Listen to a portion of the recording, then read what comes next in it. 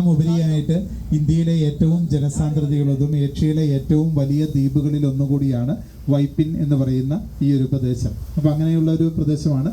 അതിനോട് ചേർന്ന് കിടക്കുന്നത് പുതുവൈപ്പ് എന്ന് പറയുന്ന ഒരു സ്ഥലമാണ്. പുതുവൈപ്പും പുതുതായിട്ട് രൂപം കൊണ്ടുവന്ന അർത്ഥത്തിൽ പുതുവൈപ്പ് എന്ന പേരിൽ അറിയപ്പെടുന്ന ഒരു പ്രദേശമാണ്. പൈപ്പ് വഴി വീടുകളിലേക്ക് എത്തുന്ന ഒരു സംവിധാനമാണ്.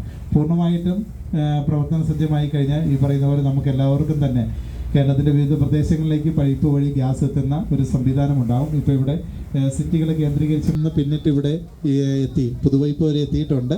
പ്രത്യേകതകളൊക്കെ തോന്നി തുടങ്ങിയല്ലോ അല്ലേ? എന്തെങ്കിലും പ്രത്യേകത തോന്നുന്നുണ്ടോ?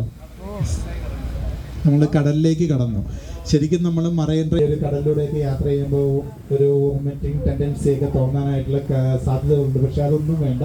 എല്ലാവരും പോസിറ്റീവായിട്ടുള്ള രീതിയിൽ എടുത്തു കഴിഞ്ഞാൽ ഒരു പ്രശ്നങ്ങളുമില്ല. നമ്മൾ അങ്ങനെ ചിന്തിച്ചുകൊണ്ടിരിക്കുമ്പോഴാണ് പലർക്ക് ആ ഒരു പേടിയും കാര്യങ്ങളും എല്ലാം തോന്നുന്നത്.